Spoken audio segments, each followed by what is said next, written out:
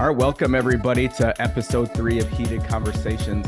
Today we have a coach all the way from Alabama, University of Alabama. He used to be the head men's gymnastics coach at the University of Illinois. I'd like to welcome Justin Spring. A couple things about Justin that you may or may not know. He's going into his second season as an assistant coach at Alabama. He's originally from Houston, but grew up in Virginia. Is it Berkey? Is that how you say it? Or Burke? Burke. I wish it was Berkey. Yeah, Burke. Burke, Virginia. He was the 2008 Olympic bronze medalist with the team in Beijing. He went to college at the University of Illinois, and he started coaching at the University of Illinois in 2010. In 2006, he was the Nissen Emery Award winner, which is the top senior male in the country. And he also is a 4-time NCAA champion. Let's welcome Justin Spring to the show. Hey, Justin, how are you doing? I'm good. I started coaching in 2006. 2000. I was an assistant coach. Yeah. Okay. So right when I graduated, I started assistant coaching, like immediately. So then you became the head coach in 2010? Technically 9. They tried to like keep my pay down by making me the what was it? I was the intro, or I was like the head coach, but under the director of gymnastics, who was just the women's head coach. So I essentially was the head coach. They were like, naturally they were reluctant to give the head coach title to a 26-year-old, which I get. But I was running the men's program solely as the head coach without the title in 2009. So yeah. So how was that transition going from being an athlete? Because you finished your career in 2016 as a gymnast, and then or not 2008. 2008. Sorry. So you finished your college career at Illinois in 2006, and then to go right into assistant coaching. How was that transition for you? I think that wasn't that bad, actually. Going from and it's so funny because in my transition now, going from head coach for the last 14 years into now an assistant coach, the difference of being an assistant to a head is paramount. It's unbelievable how much easier I sleep at night as an assistant coach. It just being the head is incredibly stressful. Every decision funnels through you. Even if you didn't make the decision, even if your assistant coach makes a decision, you're still responsible for it. The NCAA came out with clear legislation about that with compliance rules like 5-6 years ago. Like, because every head coach was like, I didn't know my assistant coach was violating recruiting policies 78 times a week for the last 10 years. Like, I had no idea. And so they finally came out with a ruling that said, it's your responsibility to know. And if you don't know, that's your fault. You are responsible. And so they've just taken a hard stance. But ultimately, I do believe that's true. Like, if you're not fostering an environment of accountability, transparency, and trust where people can speak up and feel free to talk about what they're doing, how they're doing it, how frequently they're doing it, why we're doing it, then you're kind of setting a culture for things to happen in the shadows. And that's not a great culture, I would say. So it's so much more it's the burden of ultra responsibility of a head coach. So transitioning from athlete to assistant coach didn't feel that different, honestly, from at all.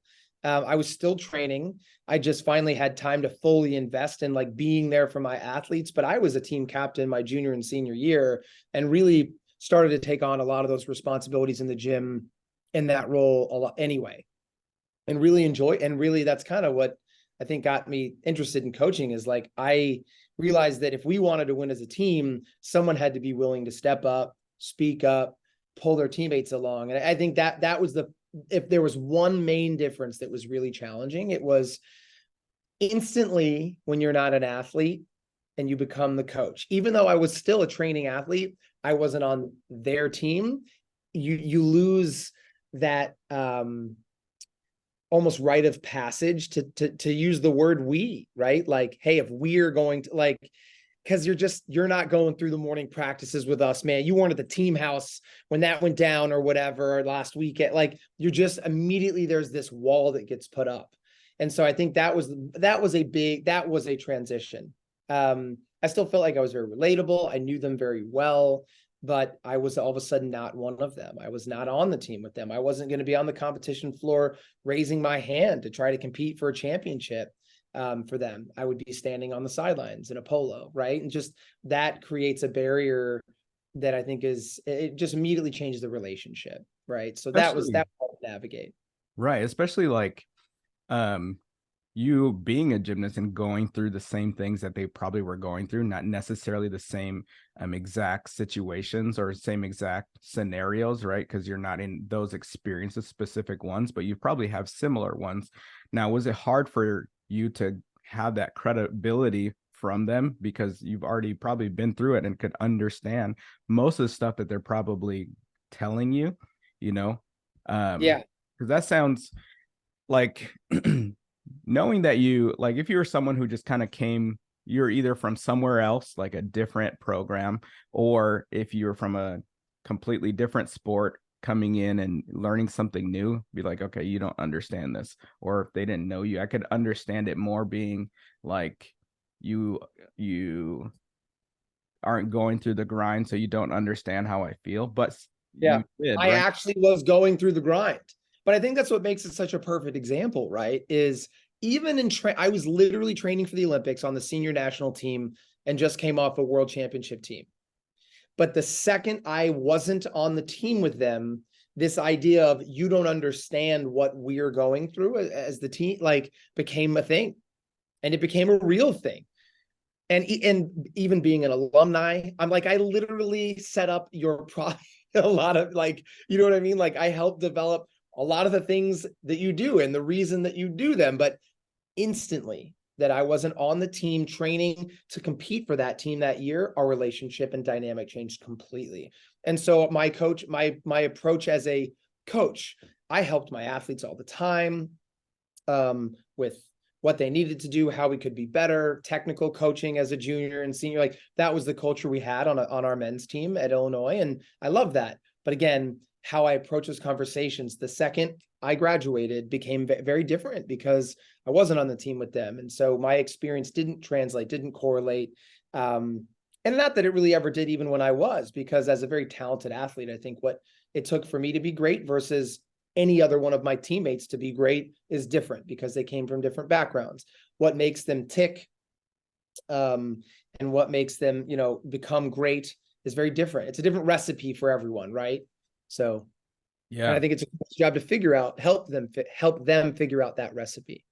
Now, growing up, was that something you wanted to do? Like when you're a gymnast yourself, thinking, hey, I want to coach? Or was it your time at Illinois and being a captain kind of cultivated that coaching desire within you? Or, as I mentioned earlier, when you're a young athlete, just kind of developing and seeing your coaches or your mentors saying, hey, I want to do that one day. Learning to get into coaching, I say now I can't imagine doing anything other than coaching, but it was not like growing up like this is all I wanted to do. Coaching, honestly, when it first started, was a means to an end for me. They created the second assistant position. It was a baseline salary, but allowed me to stay at Illinois with my coaches, with my familiarity, and train for the Olympics for those 2 years. So I graduated in 2006 and trained for the 2008 Olympics. And so it literally was just a way to, like, make ends meet, stay there and train for the games. And then slowly in doing it, I really started to love and appreciate and value the relationships I was able to create, the change I was able to help instill in some of my former athletes, players, recruits, whatever, and learning to really appreciate that. One, because I saw how much it helped change my life. Like, I came into college lost in many ways, all the talent in the world, but didn't have the foundation of what it took to be dialed in and focused and committed to a mission. Right. But that was a very long learning process for me. And so I got to be able to help people through that learning process, saw what it was able to do to me, saw how I was able to help them. And I was like, this is really cool. And it was honestly never about the gymnastics. It was really about the life lessons and seeing the light bulb go off above people's heads. Like, oh God, that's what you mean. That's how I become great at something. It's like, yes, he figured it out. And, like, so having those moments And they're rare and few and far between, those big moments. But I started to really value that, and like helping people see the bigger picture of how to become great at something. And I was like, this is incredible. And I know I could do it in somewhere else, but I had the natural in gymnastics because I did it my whole life. And so I coach gymnastics, but honestly, that's not my passion. Coaching people and helping people develop into their strengths is what I love doing best, which is why part of the reason I love where Ashley's put me in this program is like, I'm kind of the team culture lead, and have just spent like a month putting together like our team retreat. And I'm so excited. I've never been more excited about something in my life. So I'm super nervous about it, but that's how I know I'm excited about something. Yeah, no, that's good because I agree with you, man, because that's the way I coach too. Like I tell people this all the time, and sometimes it's hard to tell people this because it may seem like you don't care about the gymnastics, but it's like, yeah, I do. Right. But that's not what gets me excited. It's the process that the athletes go through, that we go through, that helps us learn about ourselves, right? Like I was talking to an athlete this week and I mentioned to her, I was like, sometimes when you face adversity, it's really not about the adversity. It really talks about who you are as a person, right? Is how do you approach it? Like, what are you going to do about it? If you have like a mental block, or you feel a little bit sore, or you're tired, or whatever the case may be, and you have these things, it's not really that's really the main issue, or the thing that's really being worked on.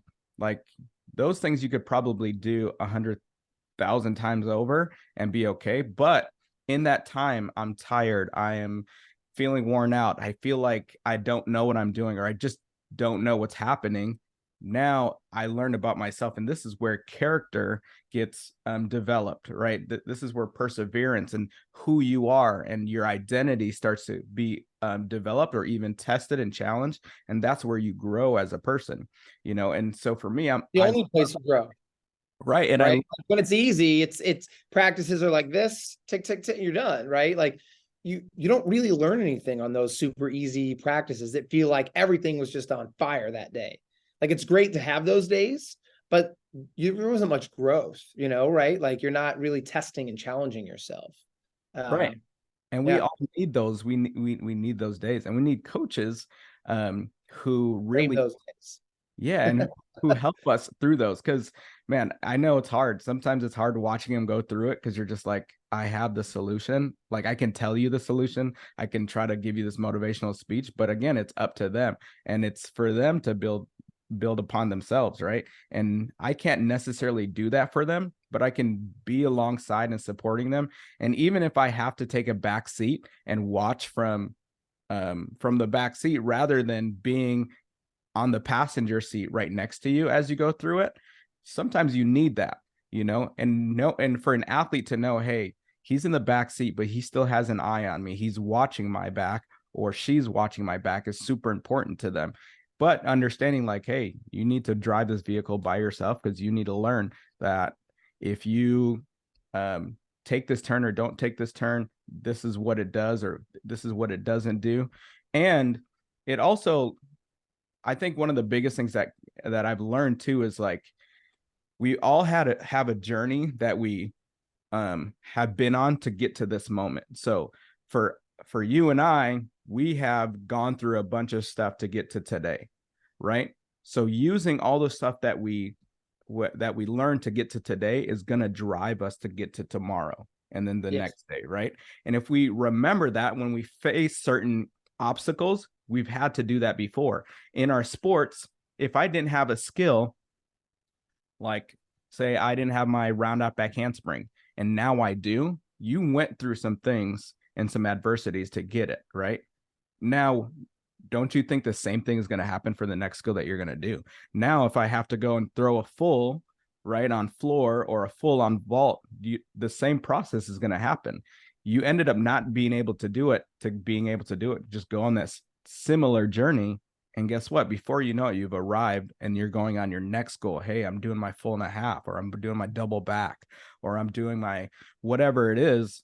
And just reminding the athletes, like, that's just part of life. Like, not to make some of those things as big of a deal, even though they are, right? In the moments, they're huge deals, but let them know, like, you're going to be okay. Right.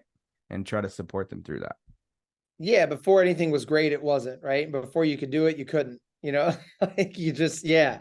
But we lose that with, and I think that's one of the things that's hardest today, because we are constantly looking at highlight reels more than ever before.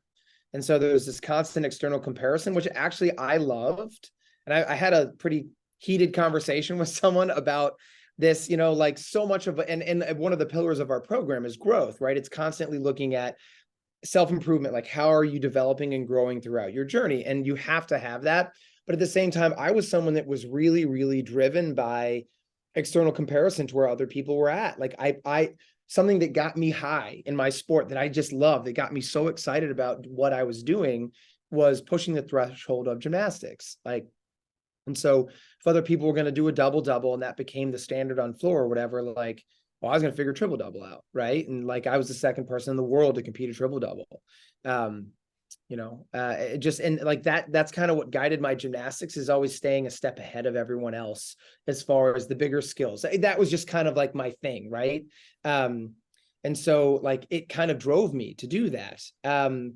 But I grew up in a world with VHS tapes and Super 8s, and like the iPhone, like the first iPhone came out in 2007, right? Like, and it wasn't even a big deal. We were still carrying around like our PowerShot cameras, like Canon PowerShot camera.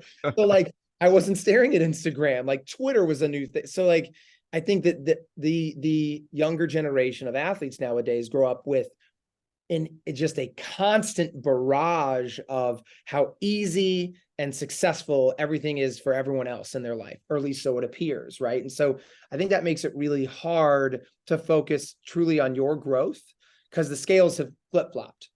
Back when we grew up, it was like all you kind of had to compare on was your growth and the kids in your gym, the other kids in your gym, right? And then when you went to a meet every now and then. But like through your summer development, like it was just you and the equipment. Whereas now every single day, it's a constant barrage of how everyone else you're following is doing better than you are, because it's their highlight reel constantly, right? And so I think it's harder to focus on your growth because you're constantly reminded how far behind you are. And so I think that's where you got to shut that stuff down, right? I think that's why we've gotten away so much from talking about comparison, because I think it's happening at an unprecedented scale every day in, day out on TikTok, Instagram, whatever, YouTube. So, but it's funny because I actually really thrived on that.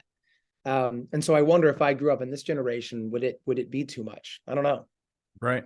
Now, who are some mentors that you had that kind of helped you get to the place that you're at now? Or did you have any at all that kind of led you or change your life and change your perspective to say, this is who I want to be when I am a coach, because I've seen how they were with me? Yeah, I think I'm constantly, I'm like a parrot. Like I'm constantly pulling from people. Like I'll probably pull something from our conversation today to bring into the retreat. Like I'm a sponge for like listening and hearing to people. But I do it through conversation. Like all my learning, like I read a ton of books, but like I feel like I've done my best learning through heated discussion. It's so funny, heated discussions with other people, right? My dad was a big one, who I probably had a million heated discussions. As he said, I was a tough kid to raise, because I was constantly pushing the boundaries. Great in gymnastics, not so much with rules of the household to my dad. But my dad, it's funny, the older we've gotten now, the more he tells me his story and his upbringing. I'm like, you were the same damn person, Dad. Like every part of your career. He went to West Point, but then told me how he would sneak out at times. And one time he like painted one of the bronze statues on campus, like grounds for expulsion from West Point Military Institute, right? West Point, like one of them, like back in the 60s. And he was a rebel. And I'm like, I'm the same. I'm you, Dad. I'm you. That's so funny. But he ended up being an experimental test pilot, an astronaut. Like he literally went up in the shuttle of Atlantis in 1985. Wow. He served 2 tours in Vietnam. He was an Army Ranger. He did some, in my eyes, some of the coolest things you could possibly do in the entire world. And I just thought his stories and how he pushed the threshold and like understanding leadership from a military dynamic and how they I mean, West Point is literally a military leadership development academy, and then also in my household, I had my mom who did 28 years of PE teaching. She was a teacher. And so went through the grind of teaching. So like, that's kind of my upbringing, like this push the threshold military leadership style, and a mother who was in the grind of teaching elementary school PE. And so like those are two massive mentors of like what I do now. I'm a coach.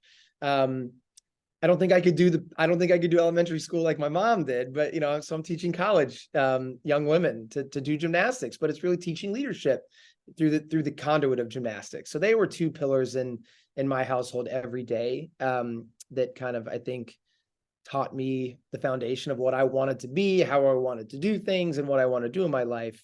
I would say specifically as a coach, though, I probably had two big ones. Ron Brandt, who was our program coordinator for the national team through my quad, was amazing. I think I look up to him because he was a leader in a way that I don't think I was able to be, but then took a lot from it.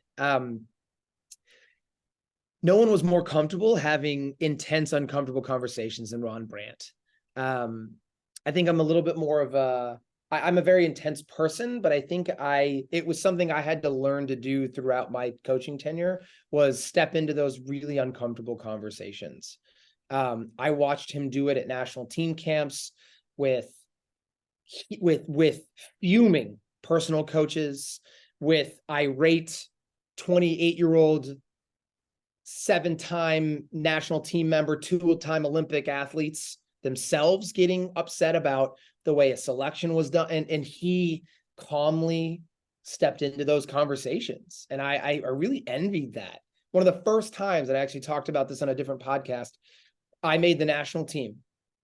I'm at my first national team camp at the Olympic Training Center, and it's my first time, right? And so I'm just like, oh man, I'm like hairs parted, I'm just arms by my side, like ready for duty, sir. Like let's go, like just dialed in, first timer, right? Total newbie. And on the national team is Blaine Wilson, the most veteran of veterans you could have in the space.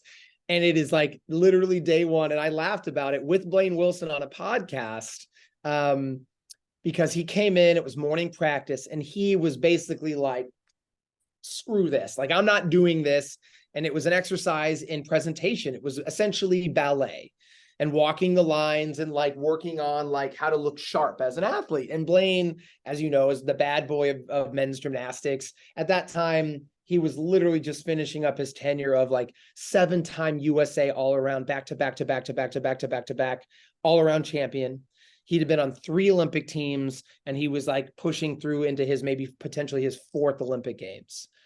And so I'm like, what an icon. But I know him personally, but Ron Brandt ends up kicking him out in the first national team, because he was kind of making a mockery of this like ballet presentation exercise we were doing.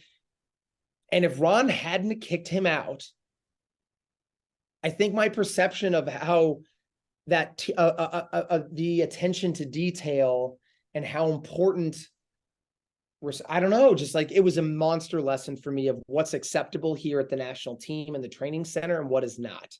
And Blaine like laughs, and he's like, on hindsight, yeah, I probably shouldn't have been such an a-hole in that moment. I was like, you know what though? It set the tone for me as the new guy for 4 years of where we draw the line of acceptable behavior, and also setting standards and expectations in national team camps. And it stuck with me forever, of like, you show up and you dig in and you work your ass off and you pay respect to your coaches. And if you don't, you're going to be asked to leave. Because if Ron's going to boot 7-time national team, all around champion, 3-time Olympian, he was like a 14-time national team member, right? Like, you're going to kick him out. Who am I as my first? So like, it just put me in like dialed in mode. I was like, dude, you better keep it together. Because if he can get kicked out, you're going to get kicked out over way less. So it was such a moment for me in my coaching and athlete career. I'll never forget it. And I think about that all the time now as a team manager, of like how your best athletes, if they are also the ones that set the standard and set expectations in your gym, that's a program that's going to win championships. But if your best athletes are the ones that challenge and question, and you as a coach allow that and tolerate that, your team culture is going to fall by the wayside. And then you've lost your team. So how do you deal? Okay, so how do you deal with that? So say I am like the most talented athlete on your team, but I may be opinionated. Like I feel strongly about certain things. Yeah. Why do we do sticking? Like for what? Like what's the point of this? Is stupid. Like why should we do it? Yeah. I can go out and I can score 9.9995 average on whatever. Like we don't need to work on this. Like And that's the problem. What they're really saying is, I don't need to work on this, but they say, why are we doing this? And I think it's teaching that lesson that as a part of a team and trying to raise the bar of excellence, what excellence looks like for everyone, just because you're basically right here because of your God-given talent, well, guess what? The rest of your team isn't. And if we set the standard for what you needed to be great, we wouldn't be working out half the time. But then your team would be terrible, and then we'd never win as a team. So if we want to win as a team, what does it take to bring everyone up to the standard of excellence? And how do we get everyone there? And so it's a team first mentality, which can be really, really hard for those really talented athletes. I would say that as a defining separator of super talented, but one because I was crazy talented. Things came very, very easy for me, and I was a mess in my own way. But if I had one thing, I cared about the team so much. Like I chose to go to Illinois because my team was the single most important thing for me. And so I was very easily able to buy in quickly. I think by just being like, you have to do this for the team. And I was like, okay. That was like I was like, done. I give up. Like I'm in. Like, what do I got to do? I think the hardest ones are where you have a super talent that's not team driven. Those are some of the hardest, most difficult athletes I've ever had to work with in my entire coaching career. Granted, it's only been 16 years of a coaching career, but like those are the ones I like, and I have names. And it's not because I don't love them as people. I really love. They were just the hardest to navigate through a team construct in an NCAA team. Because in the end, they don't maybe need to do those things, to your point. They stick on command, maybe all the time. Right. So they still have to run through. But if they don't toe the line of like, we do this because that's what it takes to be the best here, if they don't take that in and then exude that and even ask it from their teammates, it is really hard to get the middle of the bell curve and even the bottom of the bell curve to buy in, to do the extra things, to take the extra turns, to bring that unbelievable purpose to the tedious stuff the stuff that's hard, that stuff that's not fun. But if they do that, again, your team will be undeniably great. Your team will be champions. But if they fight it, you're going to get stuck. Right. And I think one of the big things too is like when you're thinking about recruiting, because one of the biggest reasons why I'm doing this podcast is trying to help athletes, parents, and coaches connect to the right people at certain universities. I think no matter what, Alabama has tradition of excellence with their gymnastics program, and no matter who's at the head of it or who's the assistant coaches can determine if those traditions either continue or they're different traditions, right? Because the personnel changes like a brick or mortar type of institution, right? So absolutely.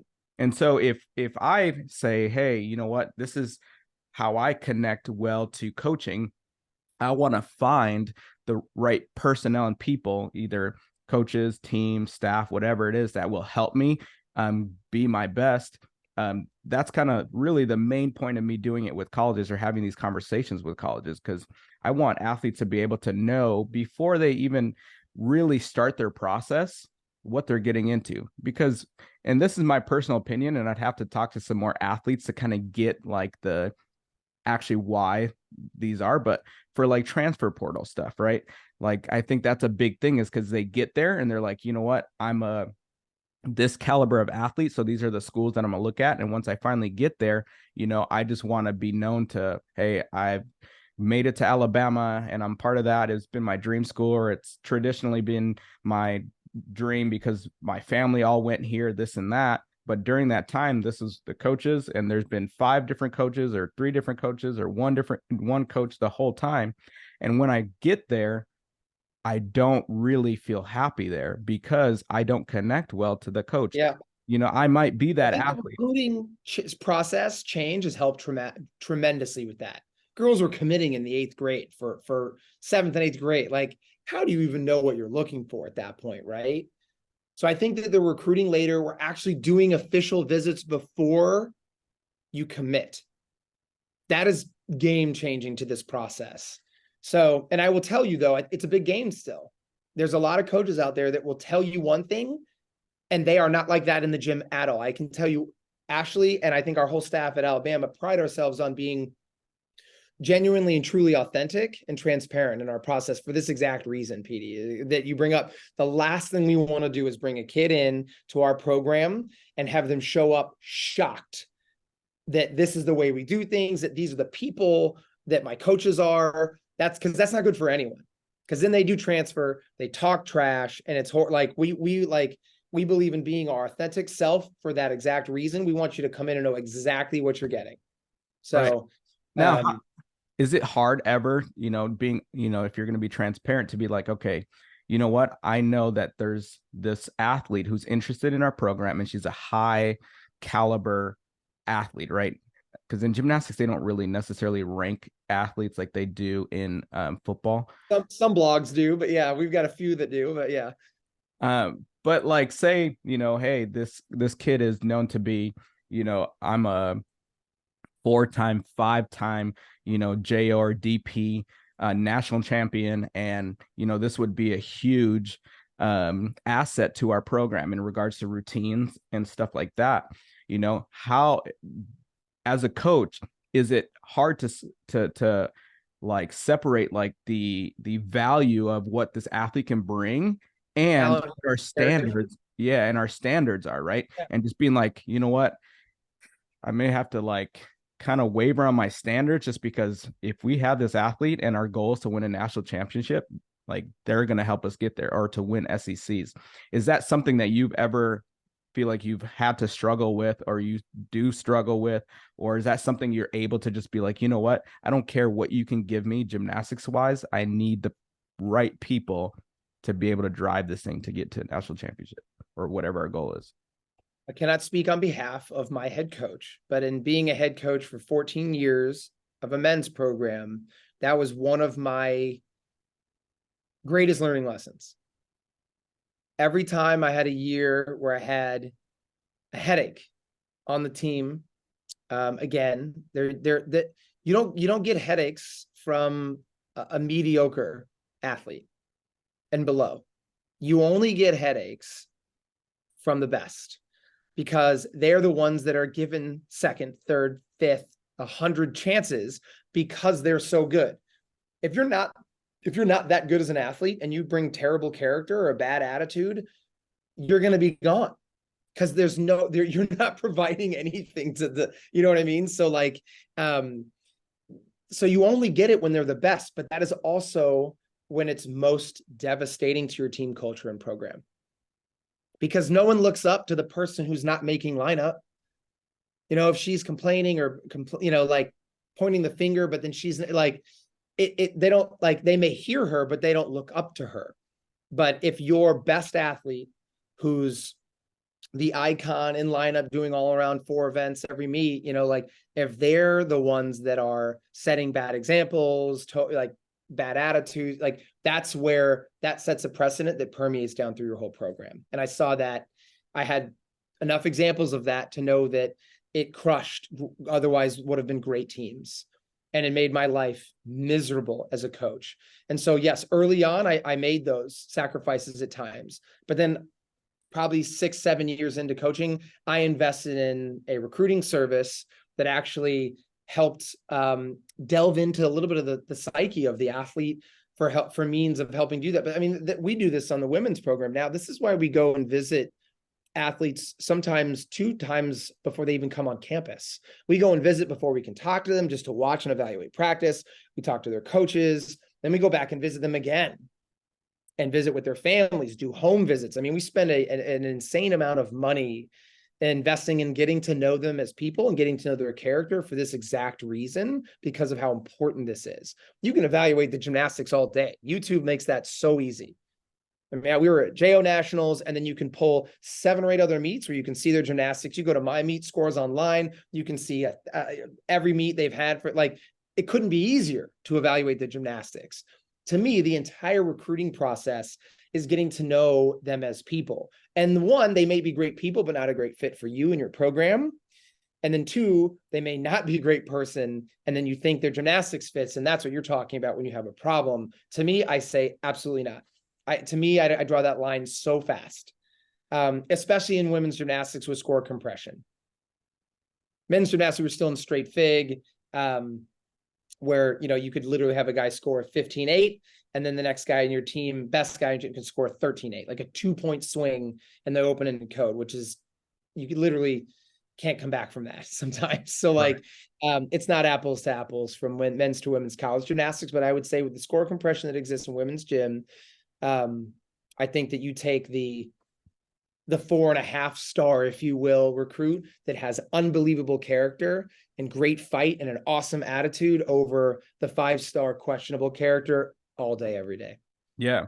Now, how about like the athletes who are really, you know, they're great leaders, great people, but they don't have the gymnastics that may be required to compete or to be on a lineup?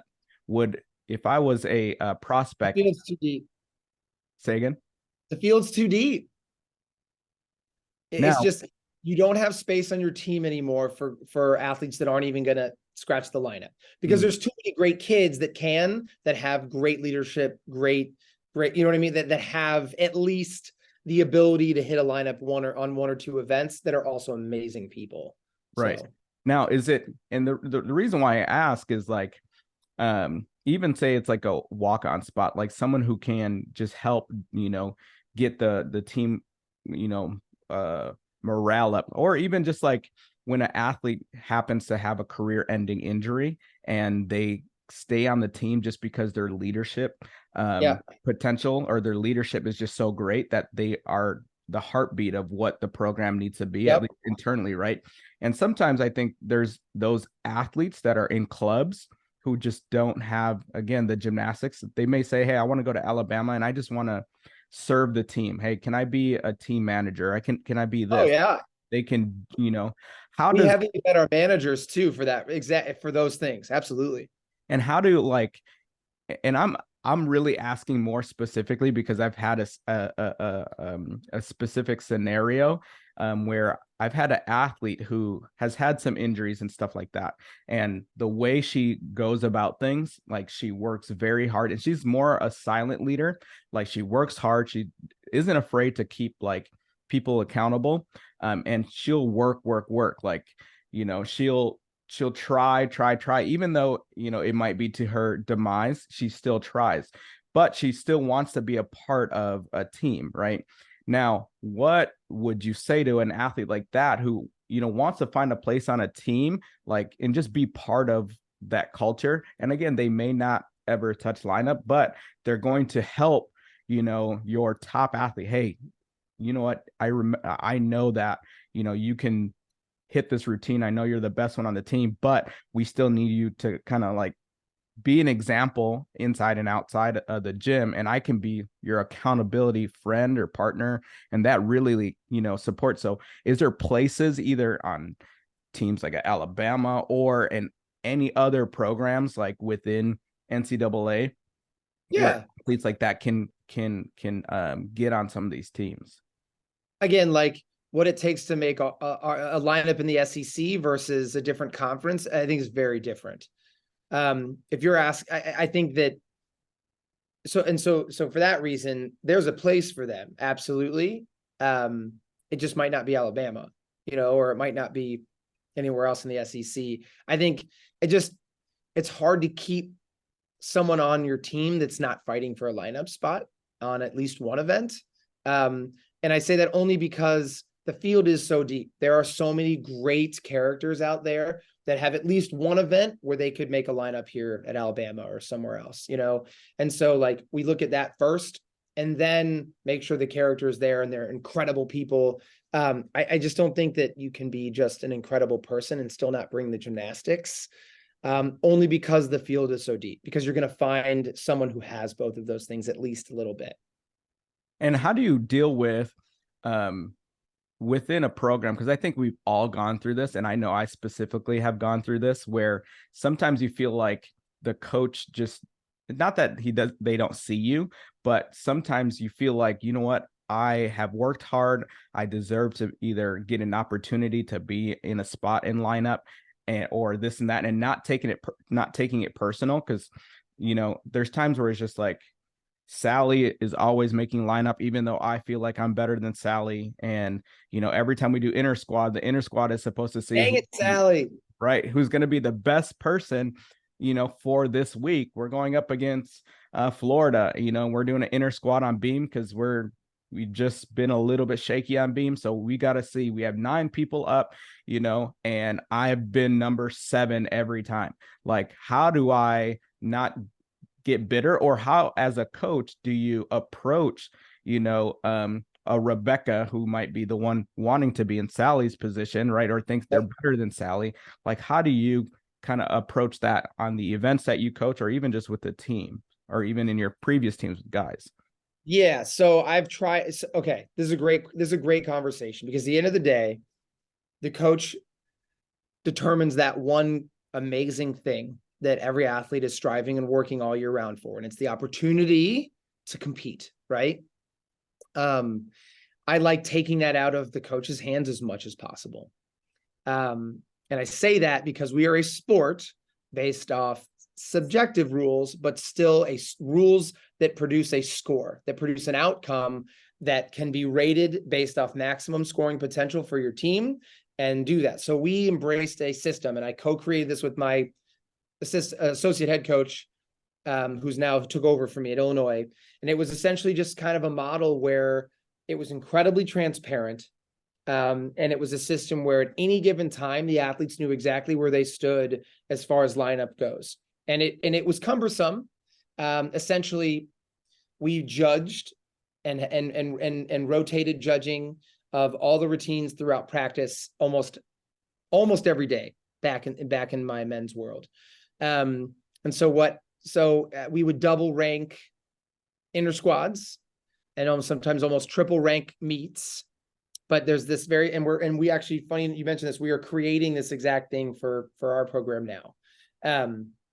Because I think that this is such a heated point of contention where, especially again with women's gymnastics, we were talking 1/4 of a tenth or a half a tenth is probably separating maybe the top 10 athletes in your lineup. And I thought we did really good last year at setting essentially our lineup was never just our top 6. We usually fielded a top 8 lineup going into every meet. And those top 8 girls would warm up and compete. And then based off who looked sharpest, who looked dialed in, who looked undeniable in warm up, who looked unfazed by the dim setting, the loud crowd, the this, the that, who walks in just looking ready to just kill it that day, they were the ones that made it. And they were the ones that got the final selection. So in warm up, we will select, that final 6, but we tell them like 8 people make lineup for every meet.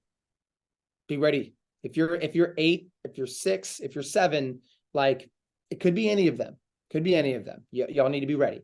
And that was hard, I think, for some of them. I don't know how the system ran the last time, but really it is to give the opportunity for when some people are so close to making that lineup spot. You know what I mean? Yeah. But the way that you even develop who's top 1 through 8, we were starting to loosely use my system from Illinois, which was essentially like, bet on me. You got to raise your hand and salute a routine 2 to 3 times per week in practice. And then if we had an inter squad, we'd count that score as double. And all this data, all these moments in time get put into a system that basically spits out. And I had a computer engineer who graduated, wrote the program for this, and he made it so that it spits out the highest scoring team very quickly with just the running scores. And you can set the date range. You can look at a 1 month which rarely is a 1 month very indicative, but you might do that as you're going into postseason to look at a little bit longer window of consistency, but usually 2-week running average about what we use.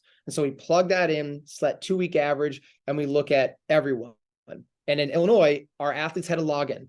At any given moment, you could log in and see exactly where you lie on every single one of the events based off a 2-week, 3-week, 10-day, 3-day running average. And they knew we set lineups on Thursday before we would leave and compete on Saturday. And so I would have guys, after running the system for you, come up to me and go, hey, I'm 2/10 behind my 6-man. I'm in the 7 hole. I'm saluting a routine. I want that spot. And I'm like, game on, buddy, let's go. And he would salute for his spot. And I loved that. A guy that was like, bet on me, and he'd done the math. He's like, I need to score 14.8 to beat out so-and-so's average. And I'm like, game on. This is a big moment. Here we go. Yeah. So that was a system where our athletes knew exactly what they had to do. Now, that's not to say that you hit that routine, make it. Now Tommy's going to be like, well, screw that. Like, I'm not letting him take my spot. And then he salutes a routine. But, it created this really highly competitive environment where each athlete at any given time knew exactly what they had to do to earn their spot in lineup. And I think that's exactly what it should be. And so when we had really close competitions, we'd bring 3 judges in. We'd have me and my 2 assistants judge a routine. So it was less bias, one coach over the other, and so creating a system that that did that. And I think it was great. I think our athletes, when there was a concern about why I'm not in lineup, it became very quickly a conversation. Like, hey, I was that 6-man in lineup. Why did so-and-so go in? But usually we would have these conversations beforehand so that they didn't even have to approach the coach. And on a rare occasion, when we would skip a guy, it would be outright because of unbelievable scoring potential. It'd be like, it's because so-and-so has scored 15 5s on high bar all year, and he had one meltdown at the beginning of that week. And so, yes, he's eating a 6.8 in his average, but that is not indicative of his comp average, and that is not as indicative of his true scoring potential. So yes, you're beating him in the averages by 1/10, but his scoring potential is 1.7 higher than yours. So we went with the risk over that 1/10 differential against a top opponent this week. And usually they're like, damn, that sucks, but I understand that, Yeah. And so having clear and just open and transparent conversations about those times we ever went out of the system. But I will say it's harder in women's gymnastics because scores almost through your whole field are separated by sometimes half a tenth or less. Yeah. So that becomes really challenging.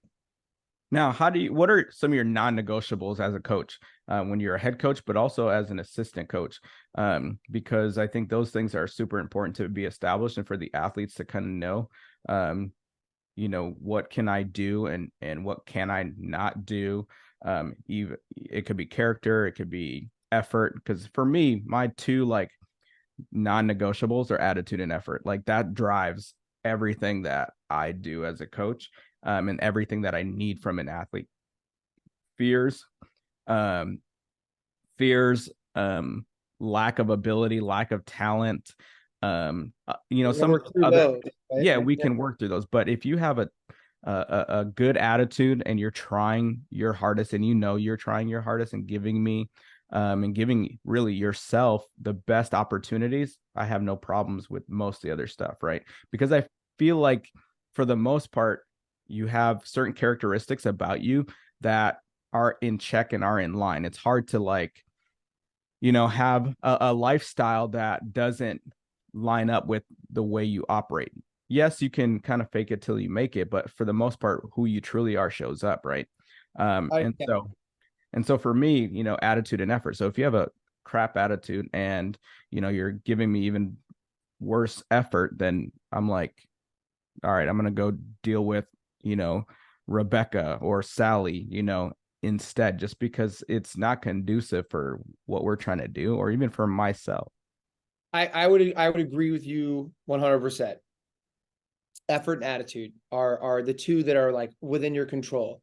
I will say there's 2 things in making my transition recent. One, taking over a program moving into a new program that's being completely overhauled by a new staff is really challenging, because you're asking to transform a team, or you're not asking. We're coming in and trying to transform a team that had potentially completely different standards, practices, and non-negotiables, right? And so I think there needs to be a grace period for that reason. Within that grace period, it also gives you time to build one of the most single important things you can build as a coach-athlete relation, in a coach-athlete relationship, which is trust.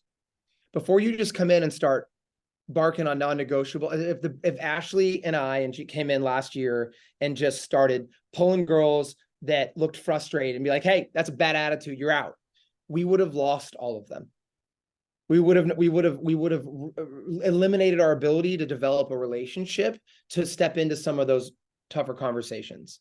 And so I can say that that was one of the switches I had to make immediately. But I think it was just instinctive, because it comes back to, again, what level of relationship do you have with your players and athletes?